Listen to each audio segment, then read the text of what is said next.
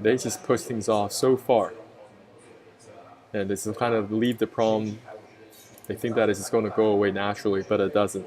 So you guys got to learn a lot of practical pessimism along the way. Okay? I mean, I have a lot of different slides. I've been learning and improving my detox protocols and also upgrading myself along the way.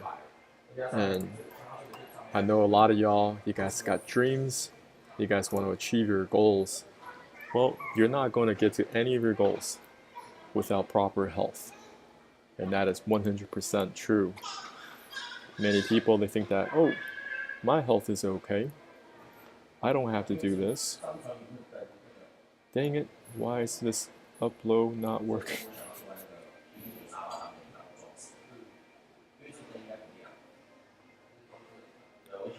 Discarded. Story, one more time. Give me 1 second here, guys.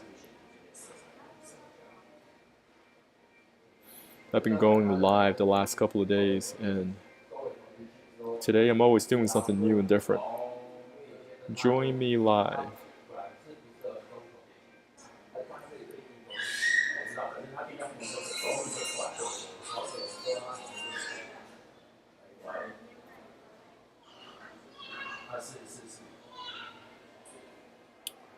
All right. Your small and large intestines. Okay. If you're on my Instagram, it may not stream that well, simply because join me on the dimensions, but I haven't figured it out. If you know how to work this, just help me out here. I don't know how to work it. No worries. We're going to jump into the protocol right here and kind of explain what is chronic constipation. Many people all around the world have this problem.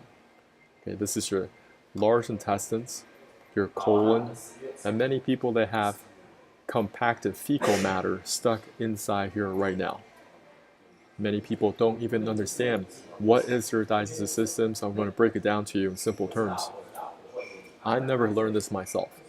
I never went to medical school. So everything that I say is just knowledge, okay? It's just opinions. None of this professional medical advice, diagnosis, or treatment. Over here, this is your digestive system. You got to learn this picture to the best of your ability because it's that important. Okay, food enters your mouth, down the esophagus, into your stomach. In your stomach, you have your digestive enzymes start to break down the food. Then food will enter your small intestines next for nutrient absorption. This is 4.5 meters in length, roughly 15 feet. Then food will enter your large intestine for fecal feces formation. This is the ascending portion of your colon, the transverse, and followed by the descending portion of your colon. I gotta refresh this real quick. There are some pictures that did not show up, but we can continue the presentation regardless because I have the other slides. Now, looking at chronic constipation, this is a worldwide problem. It doesn't matter if you're keying in constipation in Japanese, in Chinese, in Korean, in English, okay, in Spanish, in Tajik, in Farsi, in Arabic, in Russian, in Ukrainian, in Portuguese. It does not matter. Everyone around the world, they're keying in constipation in their favorite search engine because it's that big of a problem. And over the years, this particular market has never contracted. This is one of these recession-proof businesses. If you can solve chronic constipation, you're going to have a lot of money. People are going to come to you for help if you can really solve their problem, because many people think that we're a very modernized society now. We can have all these different medications, we have these medical procedures. Surely allopathic medicine has the answers for us. Surely the doctors or the specialists can resolve my chronic constipation. No. And we're going to talk a lot about that because people do not have real solutions that is out there. Now, how do I define chronic constipation? If you're not going to the bathroom daily, every single day on a consistent basis, okay, that you can time it, you're chronically constipated. Some people say that, well, I'm only chronically constipated 1 to 2 days at a time, 3 to 4 days at a time, and they think somehow that is okay. I'm going to tell you today, that is very, very problematic, and it's only going to get worse because you didn't catch the early signs of chronic constipation, and things are going to be very bad for you. When your elimination is incomplete, residues of old feces can build up in layers on the walls of the colon. As they putrefy, they can cause health problems, pain, and discomfort. Many people have this. So right here, Human Physiology 101, food enters through your mouth. You eat the food down your esophagus, into your stomach. Digestive enzymes start to break down the food. Food enters your small intestines next, 4.5 meters, followed by the large intestine, another 1.5 meters in length. Many people, you have a colon that is completely full of trash, and you don't know how to resolve it, and it's only getting worse as the years goes on. Now, just how long is this pipe work? This is a much easier photo for you to understand your digestive health. It's a very long piece of pipe work. That's all it is. Do not complicate this. Because sometimes when you're looking at this photo, it may be a bit intimidating because you didn't go to medical school, you did not study human physiology. Well, at the very basics, this is just a drawing. It's a very long piece of pipework. What you eat through your mouth, what you ingest through your mouth, it must go out the back end as waste elimination. That's all it is. Most of y'all, you're like this guy right here. You're huffing and puffing on the toilet. You're squeezing. You're trying to make things happen. You got veins popping on the side of your temples. And after all that work, all you get is a small little pebble at the end of your toilet. And you're very frustrated because you still have that feel. You still feel there's something more. You did not get a complete exit of that bowel movement. And that frustration just keeps on building and building over time. Now, today we're going to do the presentation. I'm going to share the protocol with you. Then I'm going to go to liabilities concerns. You guys got to learn about a lot of liabilities concerns. So let's just go through this one by one. This is a protocol that I have done over 5+ years now. I've taught this to myself, my family members, and hundreds of people all around the world. There are people that just watch my videos and try the protocol, they get success with it, and they pay me. That's how it works. They try the protocol, and they said, oh, this stuff actually works. So I'm going to explain this to the best of my ability so you can do this even without purchasing my program. And if it works, you can buy my program or work with me one-on-one, different things like that. What you need to get at the grocery store, number one, apple cider vinegar. You want to get apple cider vinegar that does not have any sugar added. Next, you're going to buy some citrus fruits. You're going to buy limes, lemons, or grapefruit. I highly recommend using grapefruit. These are the best tasting. Over here, you need to get some fine pink salt, fine grain pink salt. You can also substitute this pink salt with food grade Epsom salt. So you can go to Amazon, food grade Epsom salt. A lot of Epsom salts out there.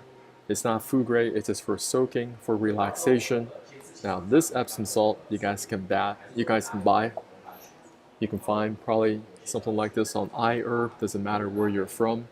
And this particular product is completely food grade. I want you guys to get this because this is magnesium sulfate. Some of you may be worried about, oh, I'm using pink salt. It has a lot of sodium, right? So you might be worried about the sodium content. Well, magnesium sulfate does not have any sodium. Over here, this is black coffee. It's just prepared separately. There are a couple of things I want you to buy and prepare yourself for the self-flush protocol. Now, these are the tools I want you to get, okay? You can screenshot this. Over here, you want to get a plastic bottle of water. It's about 2 liters in volume. This is a metal mesh screener. A metal mesh screener you can buy anywhere. Over here, get yourself a single press squeezer. They're much easier to work with. There are people, they're trying to extract the juices using that turn. Don't do that. You're going to waste so much time doing that. Next, you're going to buy some measuring cups. These measuring cups got to be accurate. They want to say the amount of milliliters on them. Okay, different parts of the world, especially in Asia, they do have measuring cups here, but it's different, and it does not say the amount of milliliters on them. How people measure in Asia is very different than how people measure across the rest of the world. So you want to find measuring spoons that say the amount of milliliter. And these are very inexpensive things that you can buy. I want you to get this kit for yourself, just for the soft flush. So it's not all over the place when you are in your kitchen, you're trying to find this, because you're going to have to do this week in, week out. I've been doing this every single week since 2019. This is my apple cider vinegar, no sugar added. Pink salt, you can get a lot of pink salt at Costco. Over here, get yourself a stainless steel thermos. The volume of the stainless steel thermos has got to be over 1 liter. So that's over a quart, okay? You want to get yourself a stainless steel thermos. Also another stainless steel cup for your black coffee. Coffee is optional. Now, once again, these are the simple ingredients that you're going to get for the soft flush protocol. Apple cider vinegar, some 4 citrus fruits, okay? Do not use oranges. Oranges will not make this work. I've tried them. And then pink salt or food grade Epsom salt, black coffee. So you're going to start to mix all these different ingredients in the soft flush solution in the stainless steel thermos right here. This is just for your black coffee.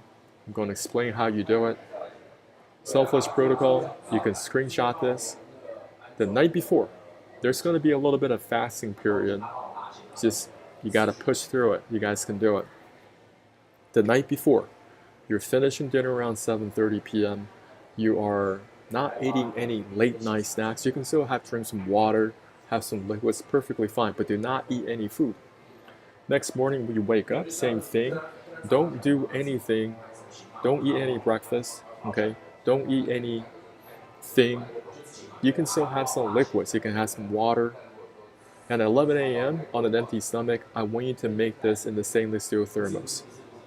You're going to add 1 tablespoon and 2 teaspoons of pink salt or food grade Epsom salt in the stainless steel thermos. So that's 25 milliliter total. A tablespoon is 15 ml. A teaspoon is 5 ml. So altogether, you have 25. Now this is the protocol I've been using. You'll find different recipes online. I'm just telling y'all, you guys got to follow through on this specific set of proportions. And also, how you drink it will be extremely important.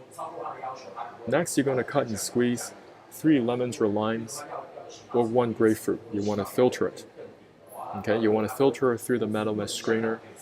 You want to make sure when you are drinking the solution, there's no pulp or seeds. So you want to make this as smooth as possible. Next, you're going to add a 1/4 cup apple cider vinegar. That's about 60 ml. So 1/4 cup, 60 ml. Then you're going to add 2.5 cups of hot water and stir. That's about 600 ml. Then you're going to add, you want to stir it up really well for about 30 to 45 seconds, making sure everything dissolves evenly in the stainless steel thermos. Then you're going to add another cup of room temperature water and stir to kind of bring back down the temperature of the soft flush solution. When you first start dealing with this soft flush solution, it could be very hot, so don't drink it right away. Okay. I'm just going to just spin through my social media, making sure everything's running perfectly. If anyone has any questions, just put them in the comments below. You know, hello.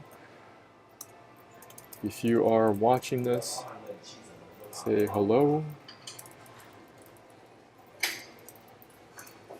And depending on how many people here we have, because some people, you guys are speaking Chinese and stuff, I can also speak Chinese. Just let me know how you guys want it. Over here, checking out my streams, you know what I'm saying? My YouTube. I am also streaming on Twitch. Just broadcasting the crap out of this. Of course, there's also other streams may not be working very well. I'll just check back on them later. No worries. So coming back to this presentation, you want to get to a very relaxed state. Okay, the selfless protocol, you want to do it on a day when you have no other responsibilities. You are not making a whole bunch of other plans with your friends because that's going to give you added stress. You want to give a day to yourself, especially when you're doing this at the beginning. You don't know what to expect. So you are just having these things on your table after you mix everything together. I want you to do some bit of relaxation. You want to do some deep breathing. Listen to some Rachmaninoff, Piano Concerto 2, Movement 2. Anything relaxing, any music that's going to help you relax. And I want you to begin to breathe, okay, through the nose and into your diaphragm. You can feel your stomach moving up and down. Okay, that's actually very important. What are we trying to accomplish? Today, we're trying to clean out this whole pipework completely from the beginning to the end. You want to resolve chronic constipation, right? Well, there's a lot of trash stuck in this pipework right now. It's a very, very long piece of pipework. Just explain to you how long it actually is. I always relate this back to basketball. Over here, you can see this guy, dunk contest. Now, over here, from the floor to the basketball rim is 3 meters off the floor or 10 feet. Okay, so when you are talking about your small and large intestines combined, you're dealing with two of them, two NBA hoops stacked on one top of another. That's how long this pipe is. That's how long this pipe is right here. And through years of eating, you got all this trash stuck in here, and we're going to clean it out. Now, to just explain, you're going to use a set of ingredients. You're going to mix it together in these specific directions in the selfless solution in the stainless steel thermos.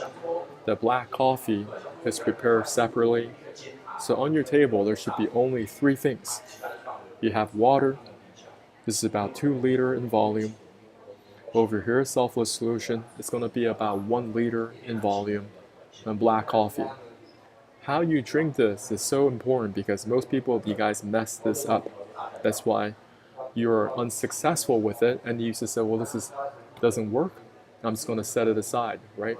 Now, I've done this hundreds of times, so I figured out why did I fail in my early days with the selfless solution? Because I was going to make this work no matter what. Now, I've taught this to myself, my family members, and hundreds of other people all around the world. If they were to follow my directions to a T, many of them, most of them, the first time will be extremely successful. Pay attention. What you're going to do, you're going to take a tiny sip of this water, hold it in your mouth. You're going to take a bigger gulp of the selfless solution, drink it down. And you're going to take a tiny sip of this black coffee just to reward yourself, giving you a familiar taste. So you can repeat this process over and over again. Over here, take a tiny sip of this water, hold it in your mouth. Then you're going to take the selfless solution. As long as it's not burning hot, I want you to gradually put this down. Drink down the selfless solution, and sip on a little bit of black coffee to reward yourself. You're sipping here, you're sipping here, you're drinking here. Your goal is to put down the selfless solution first inside your stomach. Over here, you guys can screenshot this. Sip on the bottled water. Hold it in your mouth. It's a tiny bit, okay? It's going to coat your teeth and also your tongue. So when you start to drink the selfless solution, it's not going to taste that bad. When you first start drinking this, it's an unfamiliar taste. You don't know what it is. So you may reject it. Another tool that you can buy is a stainless steel straw.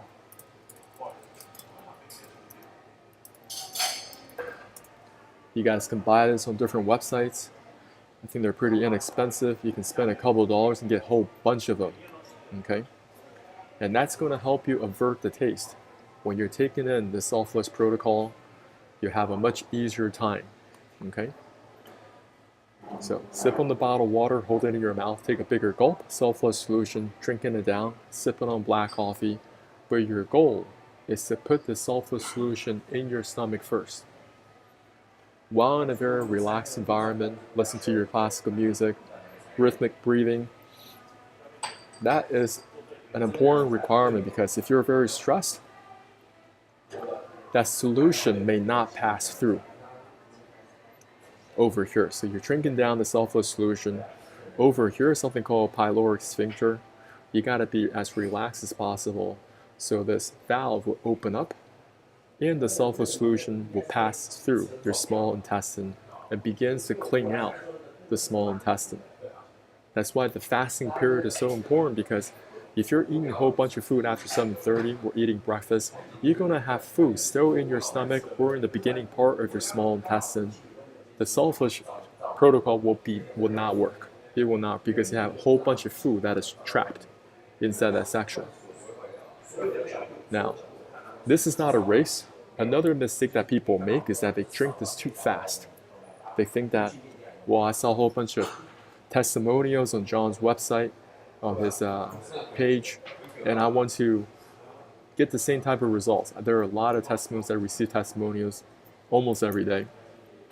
People finding me on YouTube, people finding me on different social media websites, and they're rushing it through. I'm like, what's the rush? Okay, so they may even throw up while drinking the sulfurous solution, so don't do that. You can take 45 minutes, take an hour and a half, but the solution, there's got to be some temperature to it. You can't let it just sit around and becomes completely cold.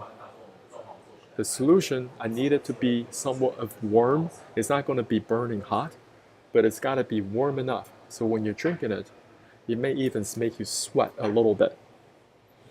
In thermodynamics, there's something called, okay, when you have hot expands and cold contracts, right? Right now, we're trying to open up this pipework. Over here, while it's open up, it's warm, it'll be able to go through, begins to clean out the small and large intestines, and begins to push a lot of trash out of the system. Now, sip on the bottled water, hold it in your mouth, take a bigger gulp, sulfurous solution, drink it down, sip on black coffee, optional.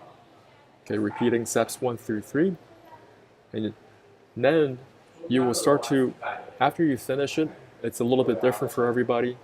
Maybe you'll have that urge to go to the bathroom and you just go.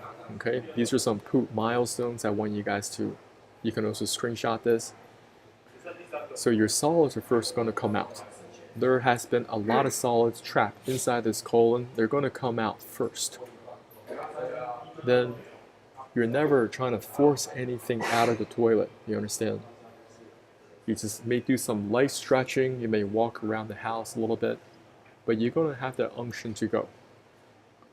Then it's going to transition to soft poop. You're finding out that, wow, there's a lot of stuff coming out.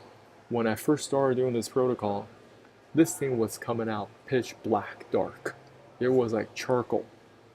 So much trash accumulated inside my colon over the years, so I never had a really proper exit of that bowel movement. Solid is going to transition to soft poop, then it's going to become really, really soft, and then it's going to be like torn brown water. In this stage right here, when this happens, you still have plenty of water right here. I want you to keep on chugging that water safely. Drink it at a pace that you're okay with. What's that going to do is it's going to add more water pressure down this digestive tract to flush out even more debris out of the small and large intestines. In the process of doing so, you will get something called a diarrhea tsunami. You will spew out so much garbage from your behind. You're going to be shocked. You're going to be flabbergasted. And you're going to be disgusted because of how nasty it smells. Because over years of eating, you've accumulated so much garbage inside here, including the small intestines, including microplastics, including all this just random stuff you've eaten over the years. There's still remnants of it inside the small and large intestines. That's why it smells so bad. Warn your loved ones in advance. Put a fan on if you have to. Get that window open. Get the ventilation going. The smell of this is worse than roadkill. When you drive it on some interstate 5, I don't care, 405, and somebody ran over a skunk. You can smell it. The smell of that dead carcass is invading your car, so you switch your air to internal air. This one right here is even worse than roadkill. That's how bad it is. When we're trying to recover our health, you gotta first thinking about detox. Detox is removing the toxins that are currently sitting there in your body. Most people, they said, oh, the reason why your body is messed up is because you're not eating enough supplements. You must be missing this mineral. You must be missing that vitamin. So eat more supplements to fix your problem. I want you guys to think about this completely differently. Why don't we first get the waste material out of the body first, then think about supplementation. When you're sitting on the toilet, I want you to somehow mimic this squatting position. Human beings, we are not designed to use the bathroom at a 90 degree. We are designed to use the bathroom, have bowel movements at a much smaller angle in a squatting position.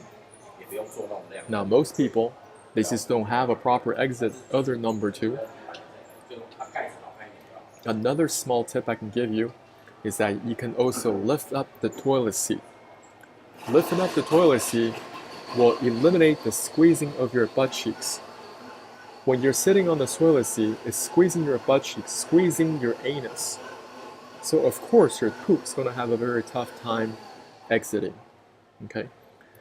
We're here to deal with chronic constipation, and this is just one of the ways that you can get the waste material out of the body. Now, as you're chugging on this water, right? So you are doing this diarrhea tsunami, you're still drinking this water, so you can see that there's so much waste material exiting, and over time, the water color is going to become lighter and lighter and lighter, and that's a good sign, because you've eliminated all the waste material trapped in your colon. The self-flush that you just prepared earlier, right? The self-flush that you just drank, that's already in the toilet. It creates that laxative effect. And now you're pounding on this water safely. Drinking this water also adds more water pressure to this digestive tract.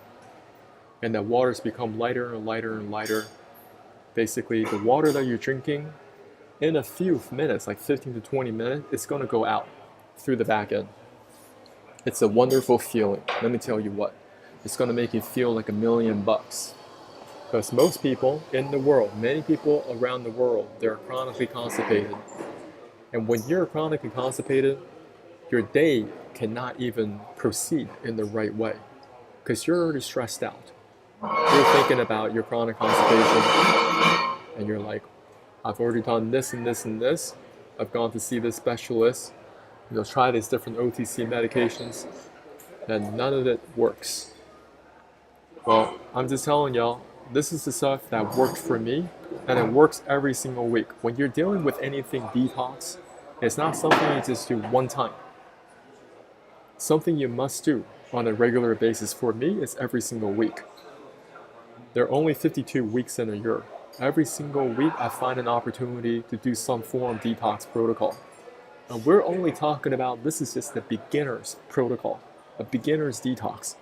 And you need to master this detox first before jumping on other detox protocols. So I want to go through some of my social media, making sure there aren't any questions.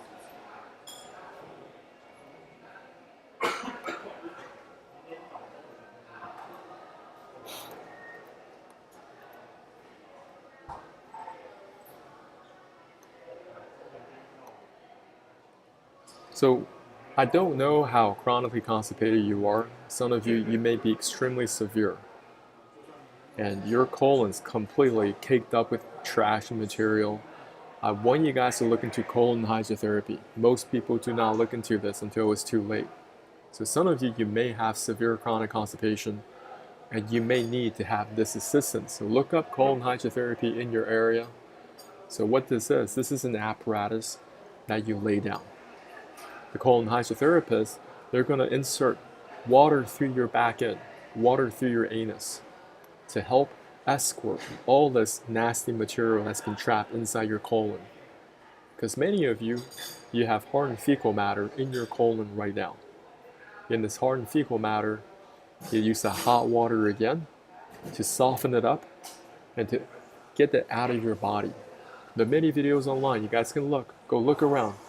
Different videos on colon hydrotherapy, and they are seeing a whole bunch of organisms come out of their back end. Some of you may go see a colon hydrotherapist maybe every single day for a whole week. Okay? Have you thought about that? That is a possibility you guys need to do. Over here, today we talked about 2 different protocols. One is the self-flush protocol. Next is colon hydrotherapy. Go look these up and look at the risk factors, because many people don't think about the risk factors that are involved. Okay, what I mean by that is you have all this waste material sitting inside of you, okay? And if you're not communicating well with your colon hydrotherapist, they may be putting the water pressure in too quick. If they put in too quick, that water pressure, you may have perforations in the colon. If you have perforations in the colon, you may go into sepsis shock and end up at the ER. That's what happens. So you got to communicate well with your doctor. And not everyone you can jump into my protocol right away. This is not for everybody. You have to discern this is right for you. This may be something for you if you're only 1 to 2 days constipated. Not if you're so severely chronic constipated, like over a week. If you're a week chronically constipated, this may be the first thing you got to look into. Okay? Now, there just isn't any really good solutions out there in what I've seen so far. Doesn't matter if I'm at the pharmacy, looking at different OTC medications, talking to different specialists, they don't have solutions for you. Understanding human physiology, right back. It's a very long piece of pipework. Chronic constipation is just junk that is accumulated inside the large intestine. But don't neglect the small intestine either. There's a lot of trash that could be trapped inside the small intestine. Now, if you do not resolve this large intestine is going to get bigger and bigger and bigger, because this is waste material that cannot exit. Focusing on going from the picture on the left to the picture on the right. Let me just check my social media real quick. I think there was a question earlier.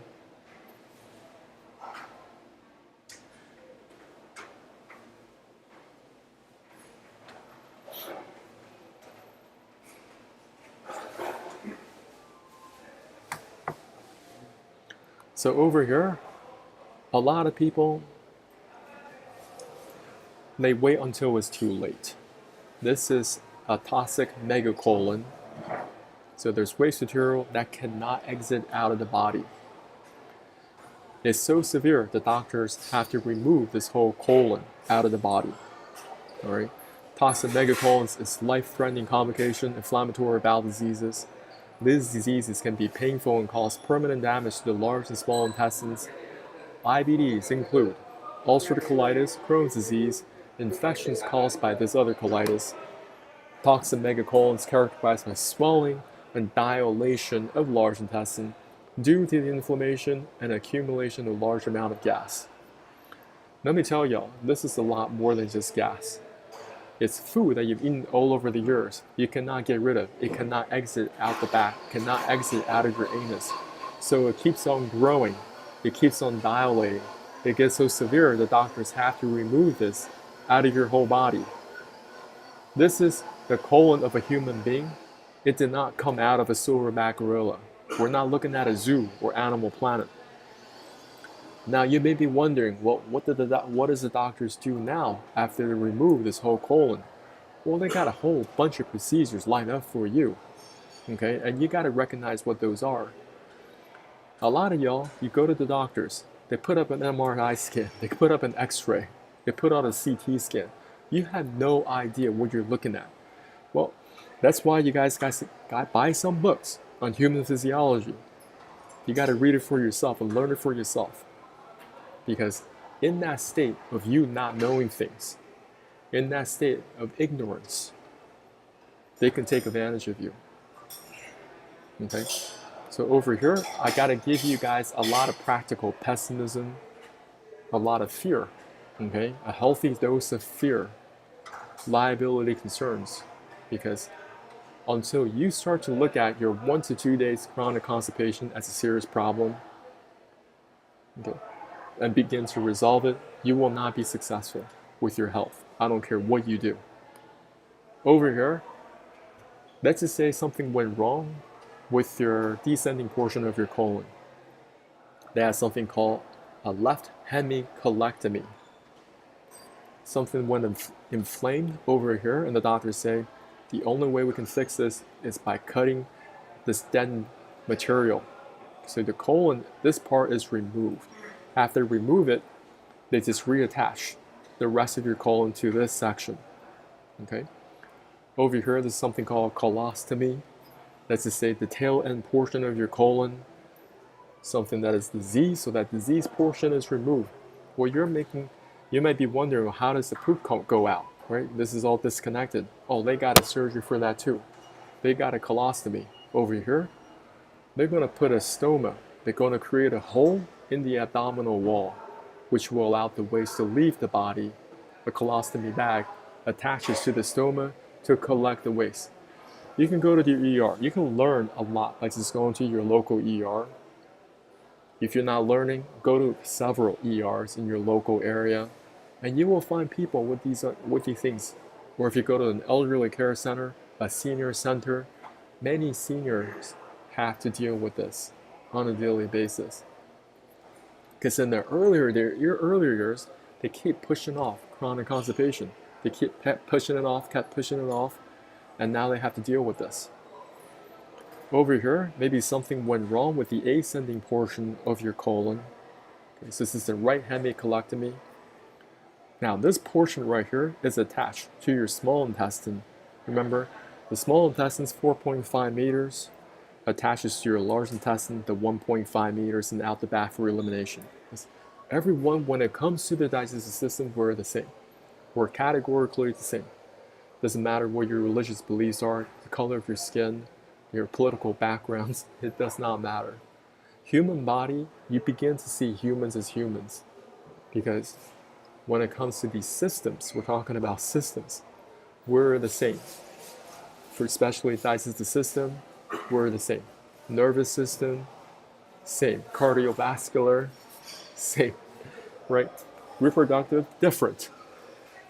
Now, when they remove this ascending portion of the colon, they just reattach your small intestine to this part right here. So they remove the right side of the colon, attaching the small intestine to the remaining portion of the colon. Now, over here, in this procedure, they remove the colon completely. You may be wondering, well, how does the person poop now? Because over here, this colon right here is completely removed. Well, they got something for you. Don't worry. They got something called ileoanal anastomosis. They use the remaining portion of your small intestine and they create a pouch around it. So let me just put it over here. People on my IG can view this.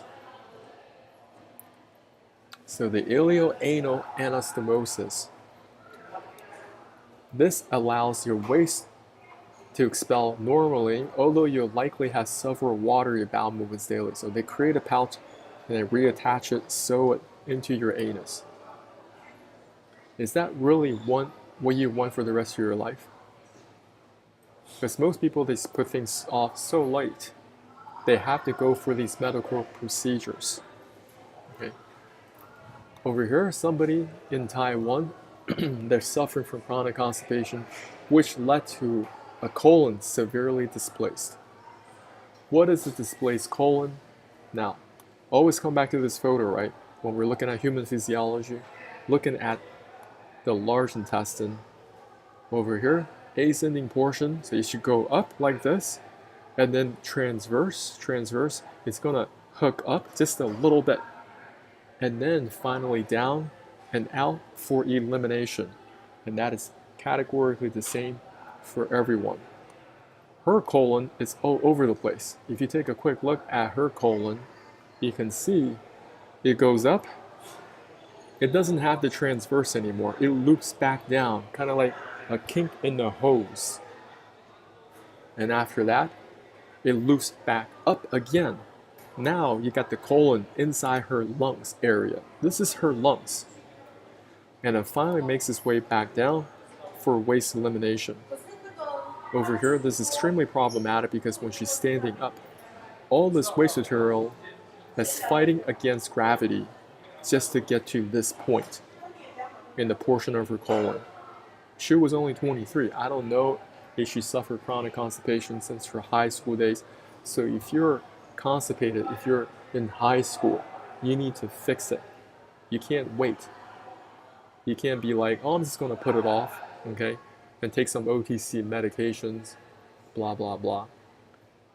Now, there's so many things that are off your radar screen. That's why I put them in for you.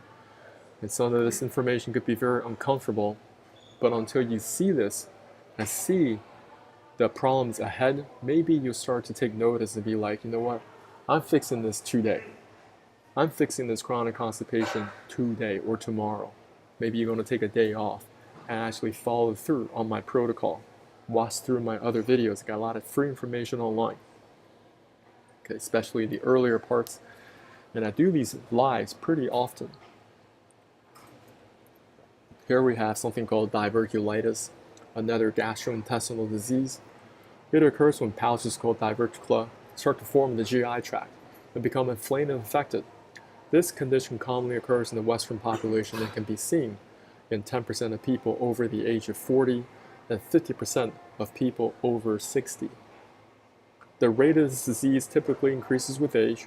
Scientists believe that this condition is due to not eating enough fibers. Not eating enough fiber leads to constipation, which puts extra pressure on the colon walls. And this causes diverticula or bulges to form the weak areas of the colon. The risk factors for diverticulitis may include age over 40, male, overweight, eating a low fiber diet, eating higher fat and red meat, not enough exercise, taking non-steroidal anti-inflammatory drugs like aspirin, ibuprofen, steroids, opioids, and smoking. Moreover, the signs and symptoms of this condition include pain, tenderness in the left lower side of the abdomen, nausea, vomiting, chills, cramps in the lower abdomen, nausea, constipation, diarrhea, rectal bleeding. See, this is a complete mess. Something went wrong on this colon, now it's developing all these bulges. And it's causing all sorts of problems. They're saying 50% over the age of 60 have this. That's hundreds and hundreds of millions of people around the world that have this. So instead of having this problem happen for you, why don't we just reduce the inflammation by getting the waste material out of the body? That's all I'm saying. Okay, just because I'm reading these different medical websites, it doesn't mean I agree with everything that they say. When you're chronically constipated, what do people usually tell you to do? Oh, you got to eat more fiber. You just have to eat more fiber. Why aren't you eating more fiber? That's the same thing they told my grandmother. So my grandmother, took their advice, took a lot of these fiber drinks that they gave her. Did it fix her chronic constipation? No.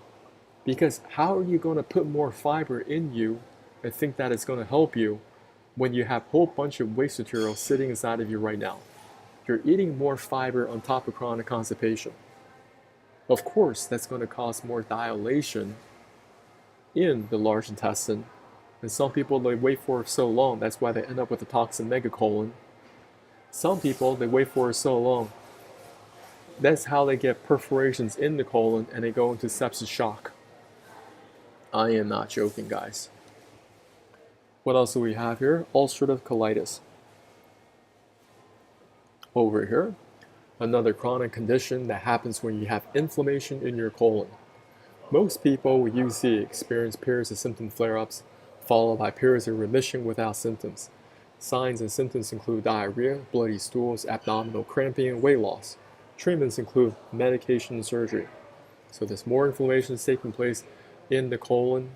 Now, when you are dealing with this, many doctors, what they do, they prescribe corticosteroids, immunosuppressants, and biologics. These medications suppress the immune system. So temporarily, you're not seeing the symptom flare-ups. Okay, maybe the bloody stools go away for a little bit, your abdominal cramping goes away. Well, you haven't really solved the root of the problem.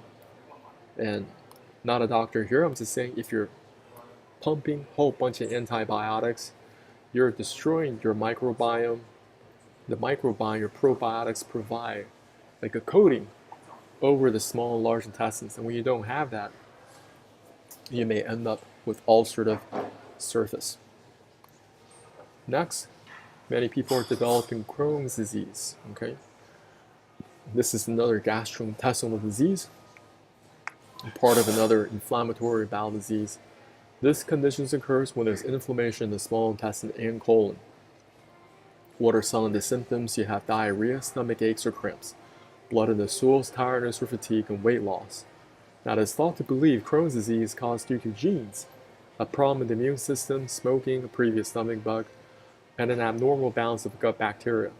The risk factors for this condition include family history, smoking, certain medications like antibiotics, birth control pill, non-steroidal anti-inflammatory drugs like aspirin, ibuprofen, high-fat diet. Once again, I don't particularly agree with everything that they write on these medical websites. Now, over here, you have something with inflammation that is taking place in both the small and large intestines. But recognize that these symptoms are very similar across the board. I don't care if it's diverticulitis, ulcerative colitis, or even Crohn's disease. You have this combination of diarrhea, stomach aches or cramps, blood in the stools, tiredness and fatigue, and weight loss. Now, we're going to give you a lot more practical pessimism. This one you guys are not going to like. I'm going to share with it anyway. This is a rectal prolapse. Now, many people, they're huffing and puffing on the toilet, trying to make things happen, like I was. And in the process of doing so, you're applying a lot of pressure around this anus area. And over time, your rectum is going to flip inside out. That's what they call something that is prolapse, a prolapsing rectum. Very, very problematic because now this area could get infected. Now this area is going to smell. On top of that, there may be rectal bleeding when you're sitting down. It could be very uncomfortable when you're trying to sleep. Very uncomfortable. It's just a constant pain in the behind experience. And over here, you have another problem called anal fissures.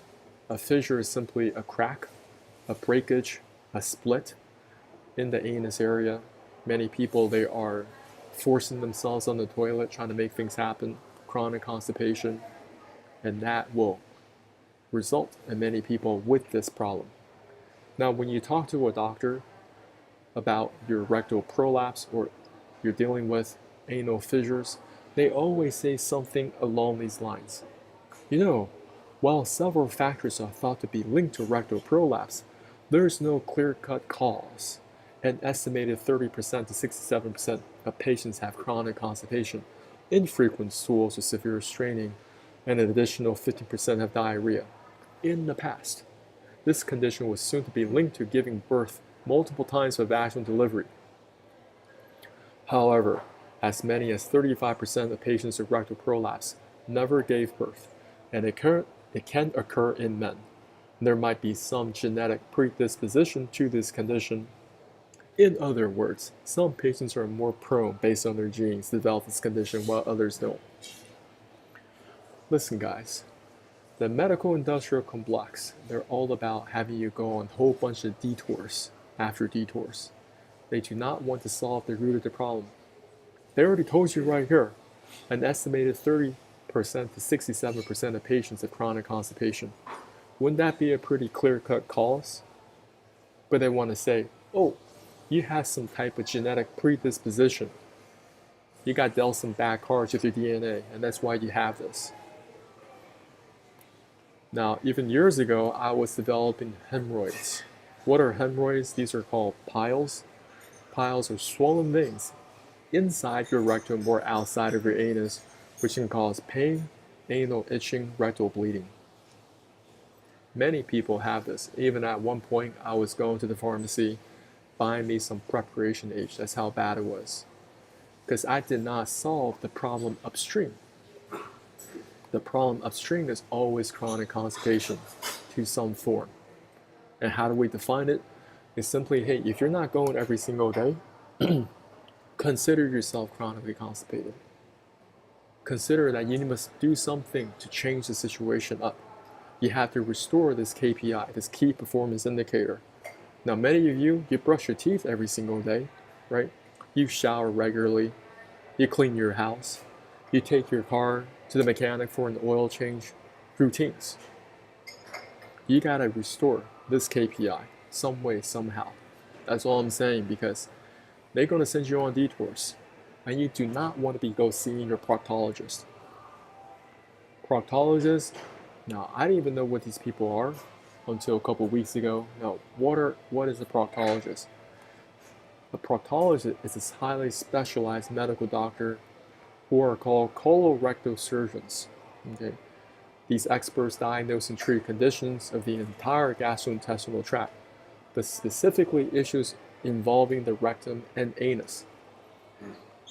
Now, over here, they might say, oh, we examine you and you're developing some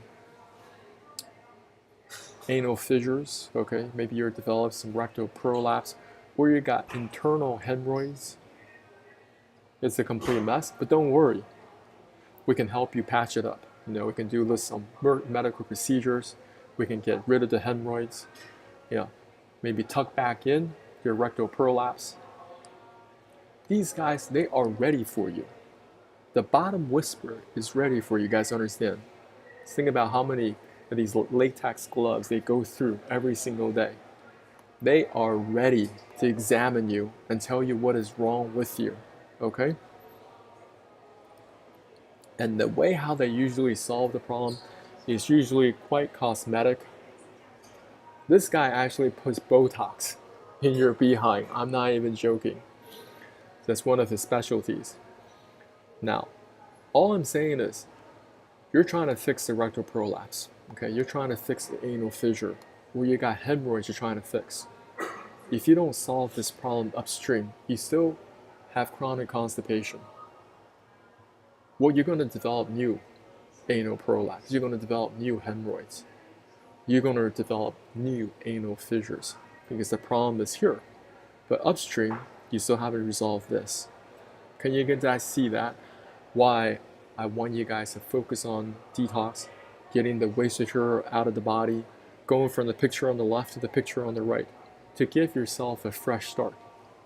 Not just a fresh physical start, but you're going to have such an alleviation with your mental health, your emotional health, because you're going to feel lighter. A lot of you have pounds and pounds of fecal matter. I'm talking about 5 to 10 pounds trapped inside of you right now. And you're just walking around thinking, oh, it's not a problem. And all the while, your stomach just gets bloated, gets bigger every single year. Okay, there are many people all over the world. They are just struggling. Let me just show you. Okay, they got a big ass belly sticking out like this, and these are young guys. And some people may say, oh, these guys are just lazy, they're not going to the gym, okay, they're not eating right. They may be doing all those things, just like I was. Listen, this was me before I was going to the gym. I had a personal trainer, I had a workout plan, I had a meal plan. I was following things to the T, and I was still struggling with chronic constipation. I was not able to lose weight. Your body is holding on to a lot of excess body weight, fats, water, because you're inflamed on the inside, okay? Another photo of me, you can see my whole face over here was inflamed. And I was very embarrassed about taking my shirt off, going to the beach, things like that, because, I wasn't looking good. This is Southern California. Now, right now, you're dealing with this guy over here on the right. I look like this all year round without that much effort. I know it sounds ridiculous, but it's the truth, okay? I don't put that much emphasis on working out. I put a lot more emphasis on detoxing. So I've realized if I can just clean myself on the inside, these are just the beginning things. I can improve all these other areas very naturally. My appetite is back up, my metabolism goes right. I'm not forcing myself to be restricted to a certain diet. I don't do any of that. I basically restored the metabolism in my 20s. In my 20s and 30s, I ate so much food. You can ask anybody that knows me. Anybody that knows me knows that I can eat a lot. I can go to a buffet all by myself. I don't need to be entertained. Korean barbecues, American barbecues, Chinese buffets. I do it all. That's how much I can put down food. And over years of eating, a whole bunch of trash accumulated inside my body, not being able to exit out of the body, a whole bunch of problems with my health, inflammation, all ups and downs. That's what happened. That's what happened. It's not a mystery. I'm wanting you guys to demystify problems that you're experiencing right now and what the doctors tell you how you should fix it. Okay, are there things on my radar that I'm missing? Maybe certain topics and ideas or issues that I'm not addressing right now. How do I fix it? That's what we're here for. Okay? Now, I may use the restroom a little bit. We've been going on for quite some time. But if you're watching, hello, hello. And just if you have any specific questions, just let me know. I got somebody on my YouTube. We can cover so much great content today. Oh my goodness. I mean, I'm just so grateful. My health has gotten better and better over the years. But I think the bigger win is I'm able to help my family members to do this. Also help my hundreds of people all around the world how to get this done, right? And you need to experiencing vibrant health. If you don't have vibrant health, you're not going to be able to achieve any of your other goals. Okay, what I'm going to do, I'm just going to go to the bathroom real quick. I'll be right back, you guys.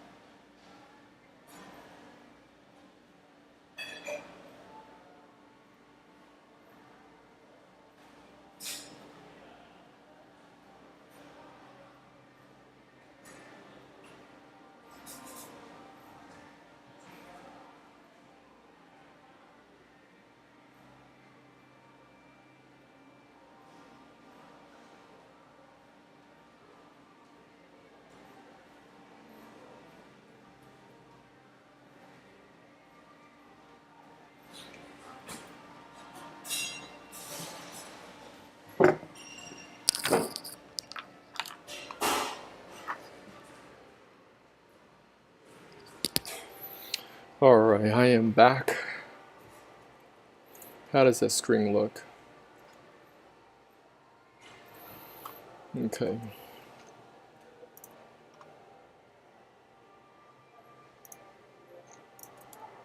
Check my Twitter real quick.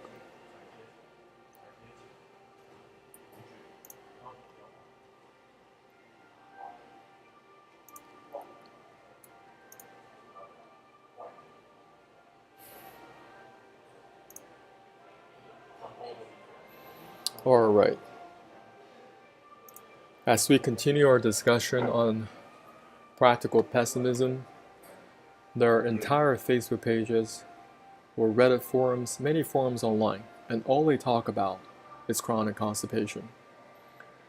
What I want you to do is go through them, read for them yourself, because they've gone down that path of chronic constipation for so long. They've gone to see the different specialists, they tried the OTC meds, and they still have problems with their chronic constipation. And they're asking for these answers, right? They're very embarrassed, but a lot of them are posting anonymously. And they ask questions such as, sorry to be crude, but there's a big lump of poop that won't come out. What do I do? Anyone, any ideas? Suffer from constipation now and again, especially when I have been eating crap for the past couple of weeks. I've been constipated. When I go to the toilet, nothing is coming out. Or if it does, it's hard. Also been bloated, especially upper tummy, and like a trap would. Feeling plus since yesterday, not really got an appetite. Tried Ducales, never really worked. Eating more healthy, and now trying lactulose since Tuesday, they feel like it's just making me fart. Also to mention having some stress and anxiety with family members, been in hospital. What can I do to help get my tummy back to normal? Thanks. Consultant has put me on perchloride and glycerol suppositories. Any reviews? Many people are trying different medications. Whatever they're doing right now ain't working. Hi everyone, had a horrible couple of days. A lot of wet would come out, and I couldn't push out what was behind it, but after many attempts, making me sore, I finally did go. Okay, all that straining, right here. What I wanted to ask is, do you ever feel queasy to your tummy because of constipation or bowel problems? Sometimes I think it's all the worry and stress that constipation causes. Endless problems, guys. This is a rare problem, but it does happen. I'm just going to read it. Has anyone vomited fecal matter because it couldn't go down? What did you need to do about it?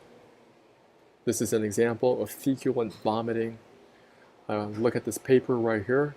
In a 2-year period at the LA County Harbor General Hospital, there were 23 cases of feculent vomiting. It's absolutely disgusting, but I'm going to share with you what it is. Your digestive system is a very long piece of pipework. You're eating this food down, right? Trying to go out through the back, but it's not going out. So what happens is that your colon just continues to get dilated, and then what happens is that all that fecal matter begins to work its way backwards. Backwards through where? Through the small intestine. So all that old poop is now coming back up into your stomach. Now you're dealing with reverse peristalsis. You're throwing up your own poop.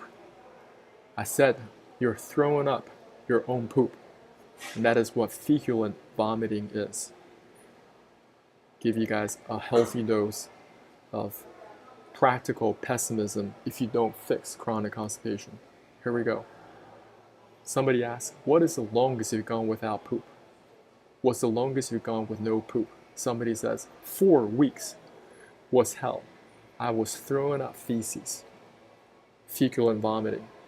I'll block myself with suppository eventually.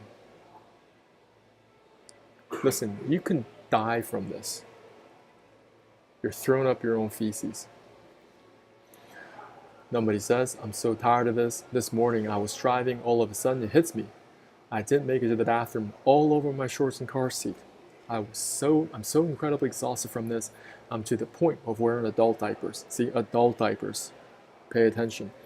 There was a lot of mucus. This is normal. No, it's not normal. If you cannot have predictable bowel movements, and they're just coming out smooth, okay? They're not coming out hardened. They're not coming out like a bunch of sheet pellets. Okay, you're not straining on the toilet. It's in and out, in and out. That's what normalcy is in this world. You got to restore that. So over here, you got somebody here, very likely some form of IBD, irritable bowel diseases in the form of diarrhea. There was a comedian, you guys can look it up, look her up. Her name is Kelsey Cook. I'll put it in the, I should put it in the descriptions. So Kelsey Cook, IBS, extremely funny routine. She was sharing with her audience that she has irritable bowel diseases. Okay, and the crazy thing is that her husband also has problems too with chronic constipation. That is just very, very messy if you think about it. So one person has diarrhea, uncontrollable diarrhea. The other person has chronic constipation. So she was sitting on the toilet. She was actually waiting for the bathroom. She wanted to go to the bathroom, but her husband was already on the toilet. Her husband, chronically constipated, just swiping on the phone. Anyway, she texted him. He didn't respond, so she finally had to find a cardboard box and defecate in a cardboard box. People, if you cannot control your bowel movements, there's only adult diapers waiting for you, especially if it comes out in the form of diarrhea. Okay? Over here, another anonymous member. I've been reading around, and it seems to be that lenses, amitiza, motegrity, and most of those eventually stop working. All these are prescription strength. You need a doctor's prescription to get these drugs. Has anyone noticed that or have another idea? Can't believe what we're left to do to be comfortable. I'm so backed up. My stomach is very bloated. Looks and feel I'm 9 months pregnant. This is affecting my quality of life. Getting depressed. I tried so many things and still not be able to clean out. That's why I tell y'all, if you do my protocol, if it's the right one for you, you can't stop doing it. You can't be like, oh, I've done this before. I don't have to do it anymore. You have to do it consistently. Like for me, it's once every week. That's how persistent I am in cleaning out my body. Some of you, maybe once every 2 weeks, but you have to find your routine. And you got to be very, very consistent. Over here, I'm impacted. All home remedies, OTC, laxatives, enemas, dietary changes, additions, nutritional oils quit working last month all of a sudden. The ER couldn't reach it. And their enemas didn't work. You see that? This person's already at the ER. And even the enemas at the ER didn't work for this person. The highest dosage for lenses does nothing. And the Miralax colonoscopy prep is giving me overflow diarrhea. Small bits are coming off the impaction, probably from the hospital enemas I got Saturday. What else can I do? I feel like the impaction is just too big to get out. And it seems like nothing is softening it enough. Problems. Hello, I've been struggling with severe chronic constipation for a couple years now, but it's only gotten worse over the last 6 months or so. I've been prescribed Trulance and lenses, highest doses for both, and neither of those medications are working very well for me at this point. I can pass a little bit of stool, but not much, so I'm constantly extremely backed up. I have to spend about half my waking hours lying down because I'm so bloated and nauseous and often in pain. Put yourself in their shoes right now. I'm reading these things. These are not written by ChatGPT. Put yourself in their shoes. This could be you. Because you're not addressing your constipation early. As far as OTC laxatives, nothing really works there. Dulcolax, enema, suppositories, magnesium citrate, nothing works. I was supposed to have colonoscopy today, but can keep the bowel prep down. The procedure had been rescheduled for a month from now, and one of the nurses at my GI office prescribed a pill-based cleanse. The pill is called Sutab, and I was warned ahead of time the patients often have trouble completely emptying their bowels with this pill. So given my struggles, I am doubtful that this will actually work for me. Can you hear the hopelessness in her writing? Here's my question. Has anyone here gone to the point where nothing works? Meds were OTC laxatives and had to have some sort of in-office medical procedure done? I'm so sick and so miserable. What about professional colonics? I'm not even sure how those work. So what she's talking about here is what I discussed earlier in my presentation. If anyone has any advice or experience with this, I'll be very grateful if you could share them with me, what you ended up doing and what the outcome was like. Thank you. These constipation forums and groups, full of people, tens of thousands of people. And I'm only talking about this in the English language. There are ones in Spanish, there are ones in Russian, okay? There are ones in Farsi, there are ones in Arabic. Everyone in the world struggling with this. And I want you guys to put yourself in the shoes of these individuals that have already gone down that path. It's like, I already tried this, tried that, went to see the specialist, still not working. So you got to learn to find your way to resolve this. I gave you my way. Now, if you have something that works extremely well for you, love to learn what your procedure is, what is your protocol. We can kind of put together some form of detox book that will be very helpful for the masses. I'm going to check on my social media to see if any questions.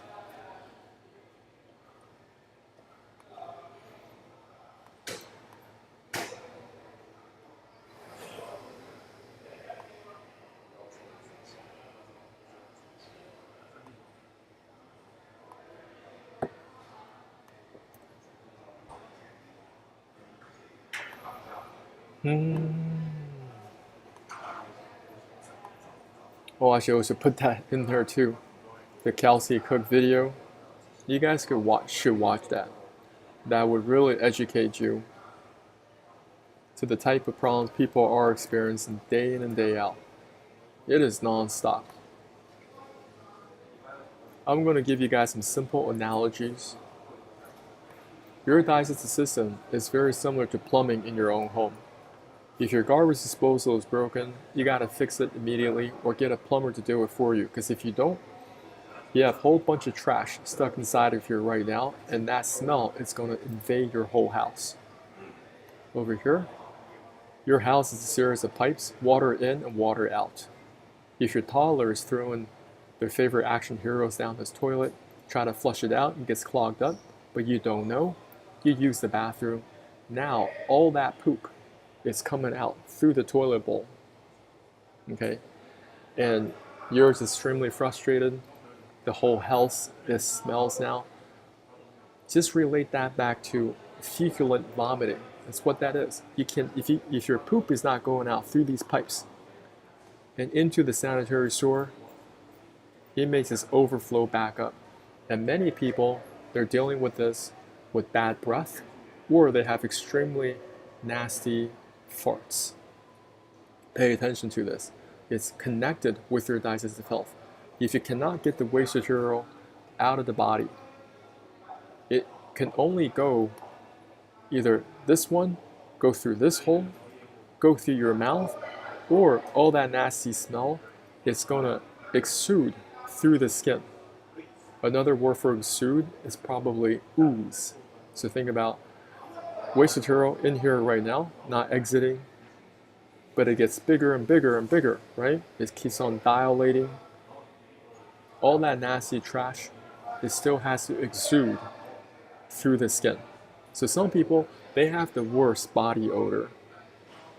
Doesn't matter if they're using detergents, washing their clothes properly, they're taking showers, they're using cologne or perfume, but there's always that slight hint of nasty smell.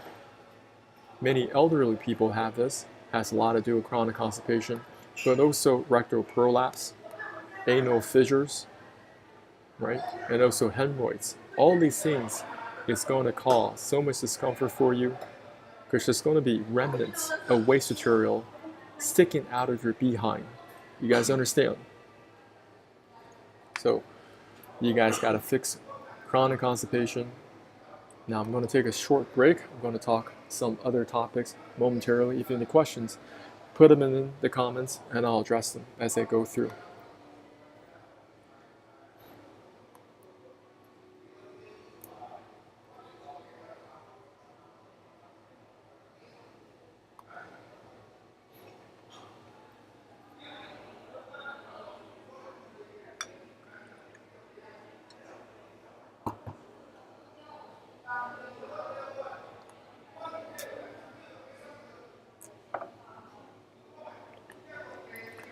popping my program, you know what I'm saying?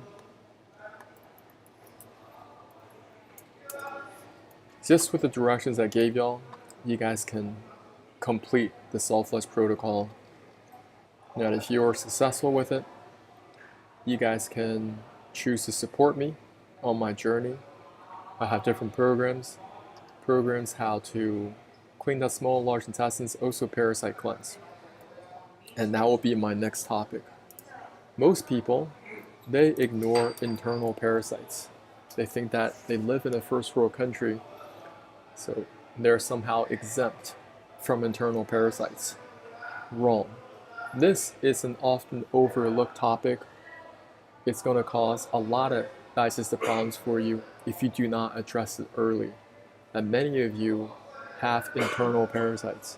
You just don't know. And the doctors do not look into this. So we're going to talk about it. Over here, Whole Foods market, first world country. People are finding parasites in their salmon. Over here in Costco, okay? There are hundreds and hundreds of stores all over the world, and they're finding worms in their Costco salmon. This is in the San Diego area. Now, today I'm going to go through some major parasites. Got to be watchful for. These are full-blown organisms. These are parasites you can see with your naked eye. Okay, because it can grow to such an incredible size. This is the liver fluke. Then we have pinworms, we have tapeworms, and also roundworms. Understanding different parasites, you want to look up their life cycle. Don't just take my word for it. You got to look these up for yourself.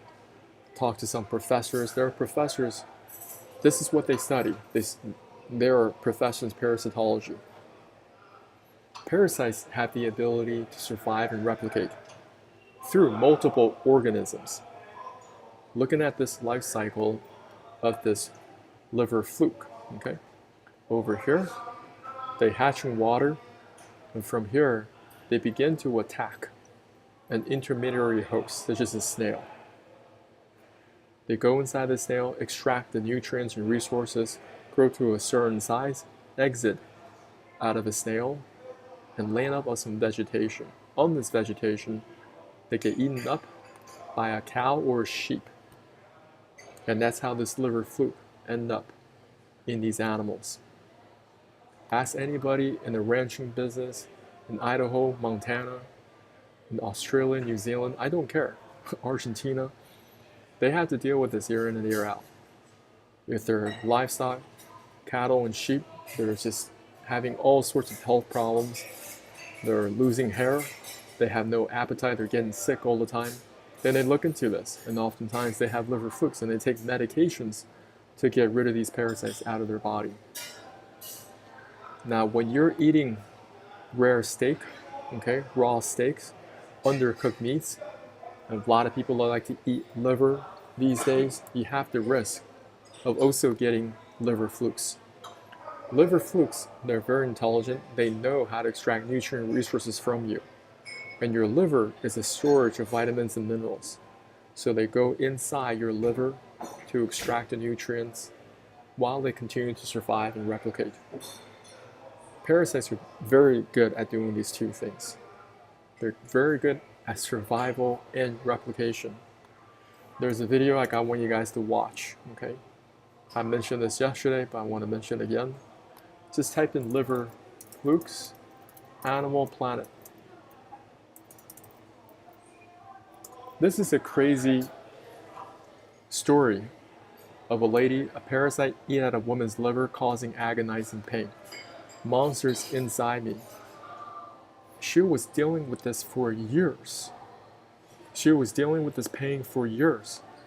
There was an example where she went to the doctors and she was at the ER. She was in so much pain. And after these ER doctors did all these tests, they said, we can't find anything wrong with you. Isn't that frustrating? When you go to the doctor, expect you're going to get properly care. And they're going to find the etiology or the root cause to your problems. But do they do that? No. For the most part, they do not do that. So you have to learn this for yourself. You can't just take my word for it. You have to learn these different parasites one by one. There are museums of parasites, parasitological museums. One in Japan, also another one I think in the US. So in this one in Japan, they have 60,000 specimens. Now, about 100 different species of parasites can attack the human body. When we're looking at parasites, you're thinking, I don't have parasites. Listen, you may have multiple species of parasites sitting inside of you right now. Here we have another parasite. This one specifically attacks your kidneys. So if you're eating raw fish, eating frogs, because this parasite, they will get into frogs and fish. And if you're ingesting these things and you're undercooking them, because a lot of elderly people, because they have bad teeth, they don't fully cook the meat. I've seen this many times. They will eat pork undercooked. That's how crazy it is. In the process of doing so, they may be ingesting these worms. And this particular parasite, it attacks your kidneys. Different parasites, they attack different parts of your body. If you're in a part of the world that eat a lot of intestine products, there are a lot of roundworms in intestines. A lot of different worms in raw fish, also hot pot, it's everywhere. So let's study up also on tapeworms. Tapeworms are very, very common. They're in beef, they're in pork, they're also in fish. There are different species of tapeworms. And this is what they look like under the microscope. They have these suckers that will give them a very firm hooding on the intestinal walls. This is their teeth. The rostellum that just attaches to your small and large intestines, they continue to suck the life force out of you. That's what they do. Over here, this is your anatomy. This is the head portion. Over here, this is their reproductive system. They're hermaphrodites. All right, they can reproduce very well by themselves. So if you have a beef tapeworm, let's just say this beef tapeworm has 1,000 progonids, these grids. Each one of these grids is a progonid. And each progonid can produce 100,000 eggs. Do the simple math. 1,000 multiplied by 100,000, you got 100 million eggs. That's how problematic these guys are. Now, a lot of people are saying, well, try this. Remember all these testimonies that I gave you earlier about how people, they're struggling with chronic constipation, still not getting it resolved? Well, they may have very big parasites sitting inside of them. In Thailand, this person pulled out a tapeworm that was 59 feet. 59 feet is roughly 18 meters. Just how long is 18 meters? We're going to come back to basketball. All right. So forward to that basketball, rim is 3 meters off the floor or 10 feet. If this parasite is 18 meters, you just take 18 divided by 3, you have 6. So imagine you're looking at a basketball hoop, okay? And you want to put 5 more on top of that. That combined height altogether was the length of this one particular parasite.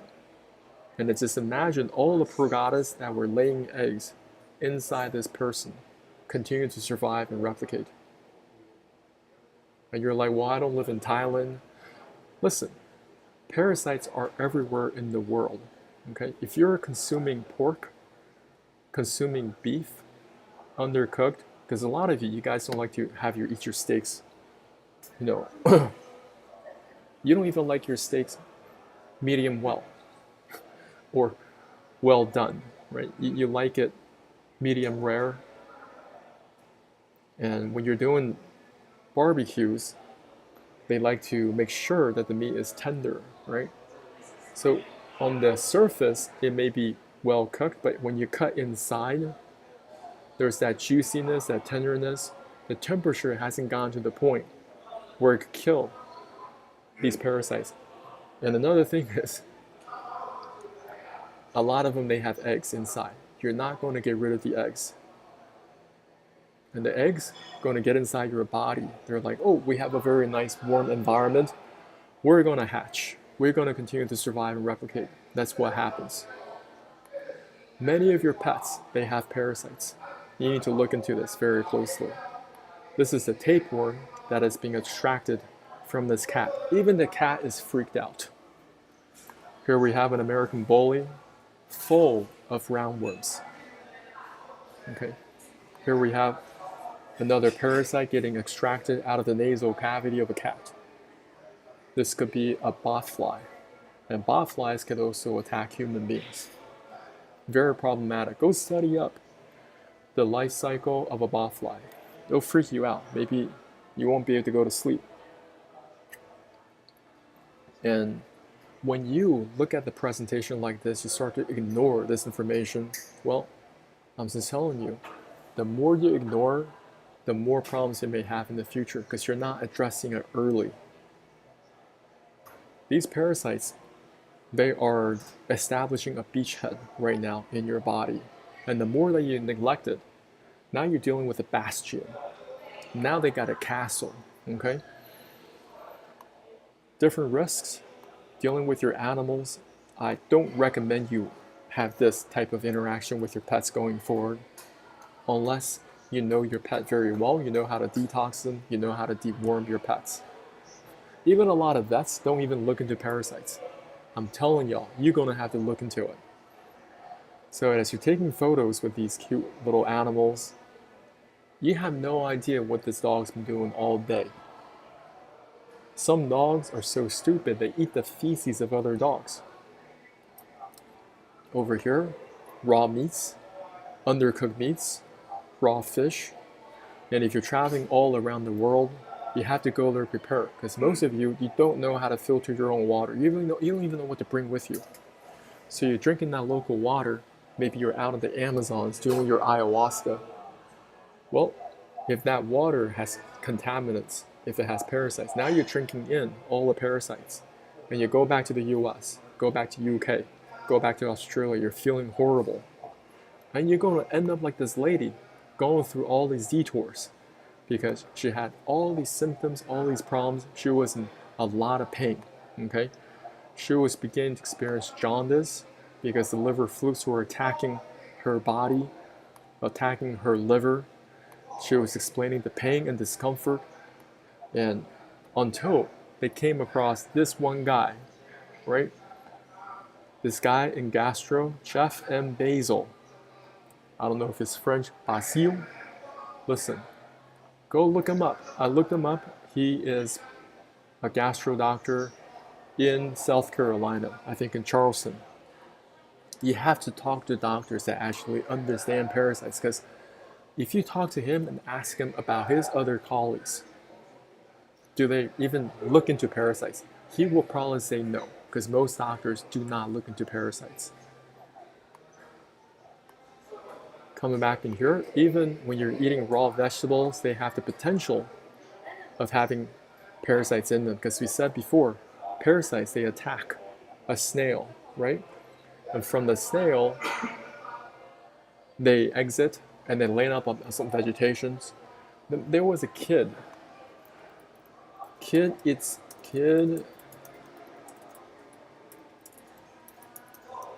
eat snail, end up.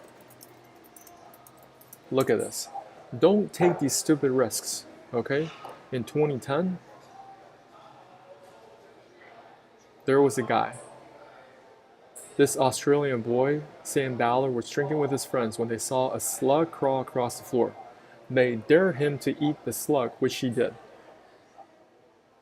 Soon he became weak and fell into a coma for 420 days. When he woke up, he was paralyzed and died 8 years later in 2018. So if you're a young guy watching this video, don't take these stupid risks. Okay? Don't be like, I want to be cool. I want to, show my friends I can eat a slug. So I'm going to go through my social media just to make sure there aren't any questions.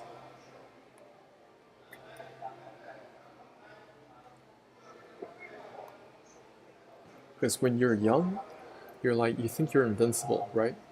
You do have a lot of energy, and I'm just saying, listen, there are some risks you don't have to take. Because if you were to go down that path and you don't know how to get rid of internal parasites, you may end up like this guy. Over here, parasites attack in the liver, and they begins to develop something called cysticercosis. I want you guys to look that up. Important keyword. Parasites gone outside of the digestive tract begins to attack the muscles. This is a CT scan. Cysticercosis all over the body. Parasites gone inside somebody's brain. This is MRI. This is called neurocysticercosis. Parasitic infections of the brain. Okay. So if you're traveling abroad, if you go into Vietnam, go to Cambodia, they have a lot of raw dishes using raw blood. I do not recommend you guys eating this. You can watch it online, right? But if you go there, you just want to prepare your own meals in advance and bring it with you, because there's a lot of food. If you were to consume them, you may get extremely sick and die. That's like, it's definitely on the map. Over here we have pinworms. Pinworms are very common.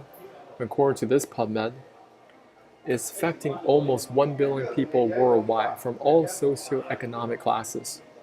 You see a child scratching their behind, could be pinworms, or adult. Parasitic infections, and study their life cycle.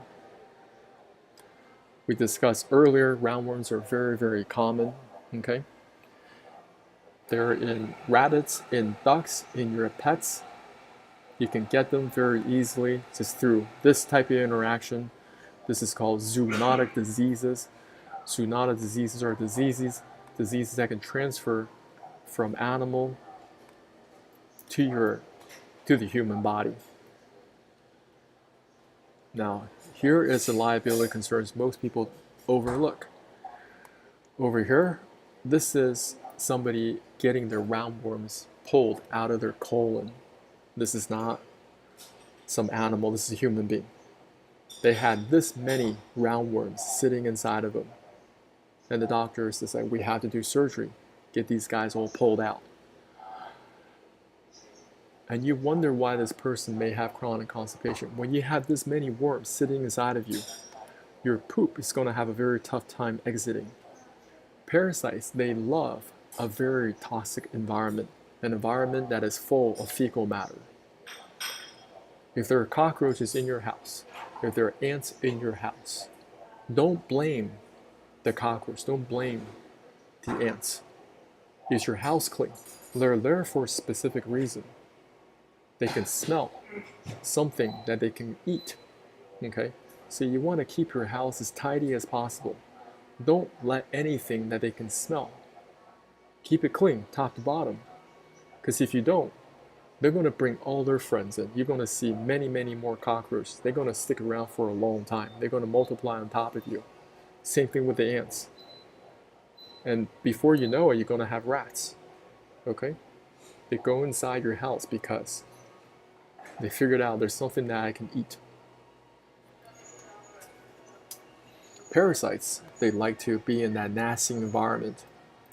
Continue to extract nutrients and resources from you. And they're just going to keep on bullying you. Where they start to bully your other organs. These are roundworms being extracted from the liver. The doctor has to pull them out one by one. Okay? So recognizing these risks, today we talked a lot about different topics, about the self-flush protocol. But later on, if you're proficient with the self-flush protocol, you want to begin to learn about how to eliminate internal parasites. So here are some natural herbs, which could be very helpful. This is clove bud, where we have wormwood. And these different herbs have been used to treat different parasitic infections all over the world. Over here, this is Vermox. Medicinal is OTC in many parts of the world, and is shown to prove to take care of your roundworms, whipworms, pinworms, and hookworms. Okay. There are also different herbal tinctures online. This is a black walnut and wormwood combination. Another wormwood combination. This is in pill form. Membezidol, also very common in Asia. I've taken this many times. Now for your pets, you gotta get something like Panicure C for your dogs. And if you're dealing with your cats, look into Frontline for your cats, okay? They have a lot of worms. And you gotta deworm them regularly. It's not something you just do one time, okay? Now, some of you may have to look for OTC strength and also prescription strength. This is albendazole and this other drug, ivermectin. I'll tell you the reason why they don't want you to know about ivermectin. They don't want you to know because they don't want you healthy. Parasites is such a big problem. Earlier we talked about how pinworms, that one parasite affects close to 1 billion people worldwide.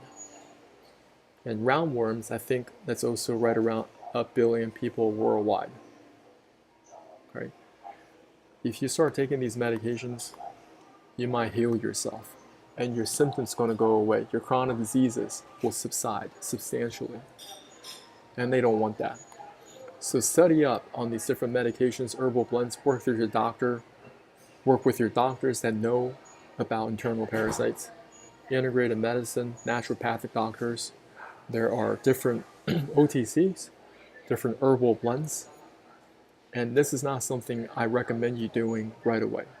You got to be able to clean out this pipework completely through the detox protocol, the self-flush protocol I discussed earlier. Now, a lot of you, you're just not ready for this because if your system is already caked up, you're not able to resolve this, right?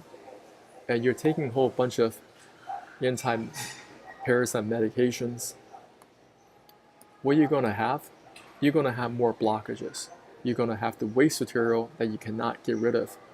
And on top of that, you take these, now you have a whole bunch of dead carcasses sitting inside of you can't get rid of. Okay, just imagine this guy, he took a whole bunch of anti-parasite medications. These things are dead inside of him, but they're not exiting out of him. Just think about that. So wouldn't it be much better to divide and conquer your problem by first getting the waste material out, going from the picture on the left to the picture on the right. Then deal with your internal parasites, but also following through after you take the herbal medications, you do the self-flush protocol so you can flush out all the dead parasites, all the dead carcasses from the small and large intestines. Wouldn't that make a lot more sense? So this is a topic often overlooked when people are struggling with chronic constipation. Look into this. Study this out for yourself. Spend about 2 months. Okay, so they say study 1 parasite per day. So in 2 months, you can learn about 60 different parasites. So I want to go through my social media real quick.